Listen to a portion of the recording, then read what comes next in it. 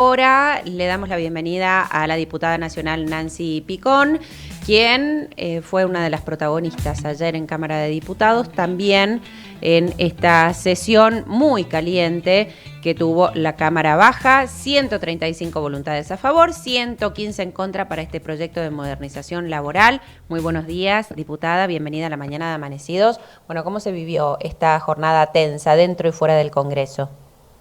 Buenos días, ¿cómo están? Bueno, así, ¿no? Tensa, eh, con momentos donde lo que primaba eran las faltas de respeto por un sector de la política, concretamente por el kirchnerismo y la izquierda, eh, y discutir, ¿no?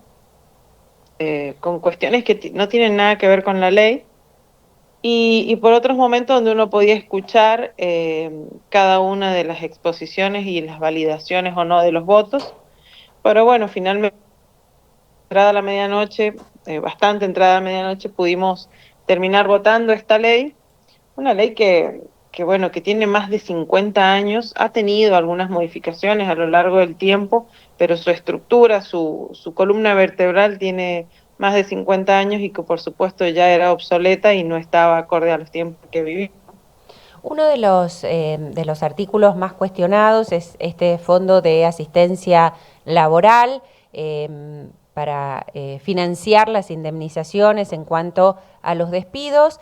¿Y en qué consiste esto? Y otro de los capítulos también complicados, o al menos que tuvo mucha oposición de algunos sectores en el recinto, fue el que tiene que ver con los convenios de trabajo, con los convenios particulares como el del periodista, también el financiamiento del Inca. ¿En qué consisten estos proyectos que fueron aprobados ayer? Estos Bueno, artículos. a ver, lo que se respecto a los convenios, muchos de ellos ya no estaban funcionando, lo que estábamos haciendo era poniendo o legalizando la situación que estaba pasando, ¿no? Y respecto al Fondo de Asistencia Laboral, este llamado FAL, la verdad es que yo todavía no he podido encontrar por qué lo cuestionaban tanto, ¿no? Porque esto no sustituía, no alteraba el régimen que es el régimen indemnizatorio vigente, ¿no? Y muy por el contrario, era un mecanismo de capitalización y de autoseguro que estaba diseñado para que el empleador del sector privado pudiera afrontar las acciones de contrato laboral, ¿no? Y tenía características, obligaciones muy importantes, que era que esto era inembargable y que estaba siempre separado de la afectación específica, ¿sí? Del patrimonio, y por lo tanto era inembargable, era independiente, era inajenable, lo que hace que estos fondos no se puedan tocar y asegurarle al empleador, al empleado, a ambos, pero en especial al empleado, porque esta es una ley, mientras que todos dicen que es una ley hecha, o no todos, un sector dice que es una ley hecha para poder proteger a las grandes empresas, en realidad esta es una ley hecha para proteger a todo el círculo del trabajo y en especial a los empleados. ¿No? Las garantías de los trabajadores no se han visto alteradas y bueno, tiene eso de bueno este fondo, ¿no? Que en el artículo, creo que es el 59, la verdad que no recuerdo bien el número en este momento, pero ahí en ese articulado confirmaba esto, ¿no? Que la afectación es específica, es independiente y es inembargable. Por lo tanto, asegura poder entregarla o hacer frente a una contingencia laboral al trabajador, ¿no? De ahí, por eso yo la verdad que no puedo explicarles qué les enoja o qué les ponía tan mal de esto, porque quiero decirles que quienes hacemos derecho o quienes hemos trabajado en el derecho, sabemos que los juicios laborales son eternos y que muchas veces pasa lo que ha pasado en esta ley. Lo que ha hecho esta ley es receptar la jurisprudencia y blanquearla, ¿no? Y muchas veces pasa que terminan los juicios, primero son desgastantes para el trabajador, son desgastantes también para el empleador. Ningún empleador contrata a alguien porque lo quiere echar, muy por el contrario, porque el empleador contrata, capacita, después no quiere andar capacitando gente y echando gente, capacitando gente y echando gente. Bueno, son desgastantes para ambas partes y el empleado o el trabajador termina cobrando en cuotas. Por lo tanto, y la jurisprudencia sí lo recepta, lo que ha hecho es eso, ¿no? Blanquear lo que está pasando en la jurisprudencia con una ley más moderna, más a los tiempos que vivimos. Y puede ser que tenga algunas cuestiones que haya que modificarlas, que con el tiempo no funcionen. Bueno, para eso son las leyes, no son perfectibles. Modificaremos aquello por otras leyes que veamos que con el tiempo no funciona, pero que la ley que teníamos ya había quedado obsoleta, sin duda había quedado obsoleta, ¿no? Ustedes Sin dudas salgan y cuando... pregúntenle. Mm. Sí, perdón, le escuchaba. No, no, Le escucho. termine, por favor. No, digo que si ustedes salen y le preguntan, a mí me quedó muy marcado en campaña, ya cuando Marcelo Rego era candidato a gobernador, caminábamos Rawson y entramos a una panadería, muy linda, muy grande la panadería, y el dueño de la panadería nos decía, yo podría contratar a 2 o 3 personas más, pero no lo hago porque se van a que si me van después, corro riesgo que se queden con lo que mi abuelo creó.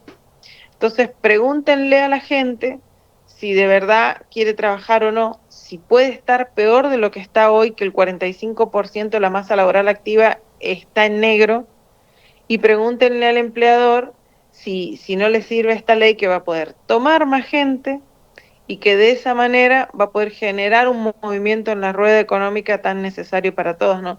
Ni hablar la importancia que esta ley tiene para la provincia de San Juan, ¿no? Porque, bueno, nosotros tenemos sectores muy importantes que ustedes conocen a la perfección, que es el sector minero y el sector pistachero, del tomate y de la uva, que esta ley viene a traerle grandes beneficios, ¿no?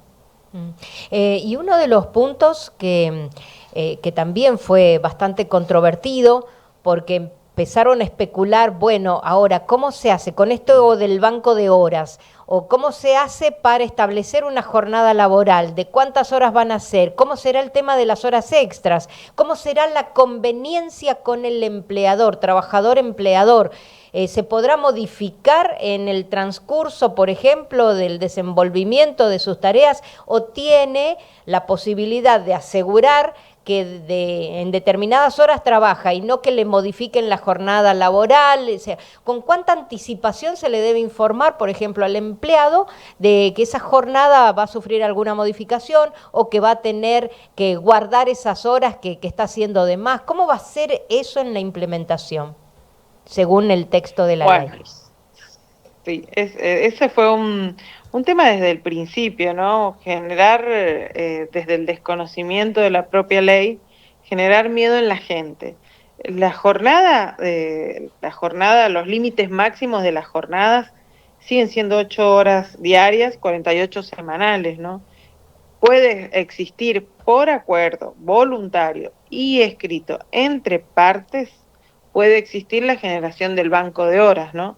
Pero, pero bueno, y estas horas uno después las podrá tomar, podrá irlas acumulando para generar más días de descanso, pero sí hay que tener en cuenta esto, ¿no? Que debe haber un acuerdo que es voluntario y de parte. Nunca esta decisión puede ser de manera unilateral por el empleador. Por lo tanto, es previsible, ¿no? Es previsible el tiempo en que van a trabajar, van a llegar a acuerdos. ¿Qué es lo que pasa? Vuelvo a lo mismo, es lo que pasa hoy en la actualidad, ¿no? Es más, de hecho, en esta oportunidad lo que va a pasar es que va a quedar plasmado eso. Así es que también desde ese lugar yo le agradezco la pregunta porque mucha gente ha preguntado por eso, ¿no? ¿Qué pasó? ¿Vamos a trabajar ahora más horas? ¿La Lo que jornada pasa es mínima va a que ser de 12 horas? no hay una Sí. relación igual entre el empleador y el trabajador. Ahí hay una relación desigual. Uno se pregunta, bueno, ¿cuánto va a poder decidir el trabajador también en cuanto a las vacaciones, la elección de las vacaciones o esto de el banco de horas, de trabajar tantas horas, hoy más, menos? Yo lo entiendo, pero vuelvo a lo mismo, es lo que pasa hoy en la actualidad. Su empleador le dice, necesito que te quedes 2 horas más hoy. El trabajador no le puede decir, o no, sí le puede decir, pero no le dice, por esta relación que usted dice, a su empleador, no me voy. porque yo ya trabajé las 8 horas, se terminan quedando porque es lo que está pasando. Le vuelvo a decir, lo que esta ley ha hecho es blanquear lo que pasa en el sistema laboral, ¿no? Y las vacaciones sigue siendo de la misma manera, siguen gozándose las vacaciones. Lo que tiene es la flexibilidad de poder elegir, poder hablar y volvemos otra vez al acuerdo mutuo. Debe haber un preaviso de 30 días de cuándo se las va a tomar. Se pueden reprogramar los días que no se haya gozado de las vacaciones, ¿no? Es lo que pasa en la Diputada, actualidad. ¿cómo se va a hacer? Sí, Porque ponemos el foco y la atención en el ámbito sí. privado, porque tal vez es donde más se modifica la situación del trabajador. ¿Y qué pasa en el ámbito público? ¿Cómo impacta esta ley en el ámbito público? ¿Se va a tener en cuenta también todas estas prerrogativas? Por ejemplo, en el ámbito docente, que tienen establecidas sus horas de trabajo, ¿qué puede pasar allí? ¿También va a incidir, va a impactar esta ley así como se está detallando en cada artículo? Bueno, otra vez una buena pregunta que hacen muchos, y esta ley es para el sector privado, o sea, la educación, no, salvo algunas cuestiones que tienen que ver con la declaración de la esencialidad de algunas actividades, esta ley no se aplica al sector público, sino al sector privado, es la ley de contrato de trabajo del sector privado. Por lo tanto, los docentes seguirán teniendo sus mismas horas y seguirán trabajando con el régimen que tienen, como vienen trabajando, ¿no? Tenemos escuelas de gestión privada. ¿Allí también se deberá respetar la normativa que se establece para educación? La educación tiene un estatuto distinto propio y seguramente se seguirá trabajando de la misma manera. Solamente vuelvo a lo mismo, a las declaraciones que existen a partir de esta ley de la esencialidad de la prestación de algunos servicios que, por ejemplo, si usted va al día de ayer y le sale a la calle hoy con sus periodistas y consulta a quién benefició el paro, no creo que encuentre muchos trabajadores que le digan que a él, ¿no? La falta de transporte público hizo que quien tiene un negocio no pueda llegar el trabajador a abrir las puertas, que no pueden ir a trabajar a las fábricas, que no pueden... Entonces, eso, ¿no? Es el servicio público, el servicio aéreo, terrestre, navegante, la educación, que son servicios esenciales, la salud, eh, el respeto por ese servicio y además la garantía permanente bueno, poder protestar como corresponde, porque es un derecho que está establecido en la Constitución misma. Bueno, le agradecemos mucho este contacto, diputada. ¿Ha sido Bueno, hasta qué hora estuvieron allí en el Congreso de la Nación? estuvimos casi hasta las 2:30 en sesión. Después quedó un rato más que fue la cuestión administrativa que normalmente hacemos, así que más o menos a las 3 de la mañana estábamos saliendo de la Cámara de Diputados. Bueno, pocas horas de sueño. Algunas, pero bueno, no importa.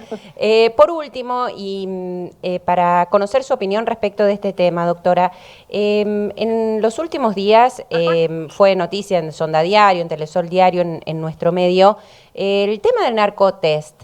¿Qué es lo que usted opina respecto de esto para los funcionarios públicos? ¿Sería positivo que tuviéramos una normativa a nivel provincial, como se ha instalado y ya se ha aplicado en otras provincias y municipios? Bueno, ¿por qué no, no? La verdad es que es algo que si hace un ciudadano común, volvemos a aquellos tiempos de la ley de ficha limpia, ¿se acuerdan? Claro. Bueno, ¿por qué no los funcionarios todos ser como los ciudadanos comunes, que es lo que corresponde, ¿no? Bien, o sea que estaría de acuerdo con una iniciativa de este tipo. Y habría que ver cómo se reglamenta, los costos, a cargo de quién va a estar, ¿no? Para no generarle al Estado más gastos y todo esto, pero ¿por qué no? Bien, Sería bueno, cuestión de estudiarlo y buscar el funcionamiento, pero los funcionarios no somos distintos al resto de las personas, tenemos las mismas obligaciones, así como tenemos los mismos derechos, tenemos las mismas obligaciones y cumplir con ella debe ser lo correcto, ¿no? La regla, no la excepción. Le agradecemos mucho este contacto, doctora, muy amable.